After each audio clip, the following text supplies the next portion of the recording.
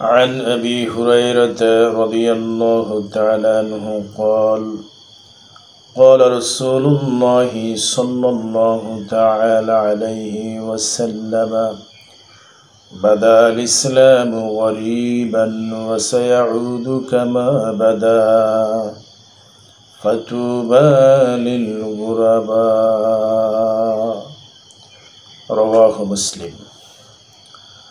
হযরত আবু হুরায়রা রাদিয়াল্লাহু তাআলা আনহু থেকে বর্ণিত, তিনি বলেন, রাসূলুল্লাহ সাল্লাল্লাহু আলাইহি ওয়াসাল্লাম বলেছেন, ইসলাম অপরিচিত ও নিঃসঙ্গ অবস্থায় আত্মপ্রকাশ করেছিল এবং তা যেভাবে আত্মপ্রকাশ করেছিল অচিরেই সে অবস্থায় প্রত্যাবর্তন করবে।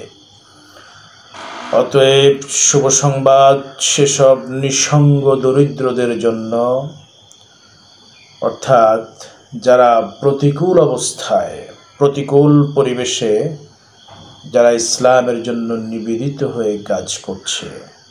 নবী পাক সাল্লাল্লাহু আলাইহি ওয়াসাল্লাম সেই সমস্ত ঈমানদারদের জন্য বলেছেন, ফাতুবা লিল গুরাবা, তাদের জন্য শুভ সংবাদ যারা শত অন্যায়, অত্যাচার, অবিচার, জুলুম, নির্যাতন সহ্য করে, শত কষ্ট এবং বাধার পাহাড়কে ডিঙ্গিয়ে ইসলামের কালিমাকে উড্ডীন রাখার জন্য নিরন্তর চেষ্টায় করে যাচ্ছেন, সেই সকল ঈমানদারদের জন্য রাসূলুল্লাহ সাল্লাল্লাহু আলাইহি ওয়াসাল্লাম শুভ সংবাদ প্রদান করেছেন।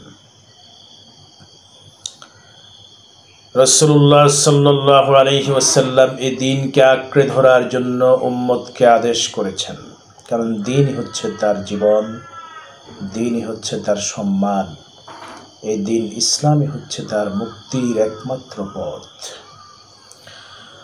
عن أبي هريرة رضي الله تعالى عنه قال قال رسول الله صلى الله عليه وسلم من تمسك بسنتي عند فساد أمتي فله أجر 100 شهيد رواه البيهقي।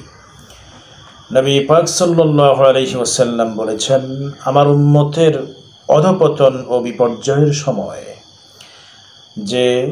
আমার যে উম্মত আমার সুন্নাহকে দৃঢ়ভাবে আঁকড়ে ধরবে, তার জন্য শত শহীদের মর্যাদা রয়েছে। সুতরাং আজকের এই কঠিন পরিস্থিতিতে দ্বীন এবং ইসলামের জন্য যারা নিবেদিত প্রাণ হয়ে কাজ করছেন, তারা রাসূলুল্লাহ সাল্লাল্লাহু আলাইহি ওয়াসাল্লামের সুন্নাহকে সমুন্নত করছেন জীবনে, সমাজে, রাষ্ট্রে, সর্বত্র। তাদের জন্য শত শত শহীদের মর্যাদা আল্লাহ রাব্বুল আলামিনের কাছে রয়েছে। আল্লাহ তাআলা এই দ্বীনকে সঠিকভাবে উপলব্ধি করা এবং দ্বীনের জন্য জীবনকে পরিচালিত করা, দ্বীনের জন্য, ইসলামের জন্য জীবনকে উৎসর্গ করার তৌফিক মুসলিম উম্মার আলেম সমাজকে এবং মুসলিম উম্মার নিবেদিত প্রাণ ঈমানদার মুমিন মুত্তাকিদেরকে দ্বীনের জন্য পরিচালিত হওয়ার তৌফিক দান করুন। আমিন। আসসালামু আলাইকুম ওয়া রাহমাতুল্লাহ।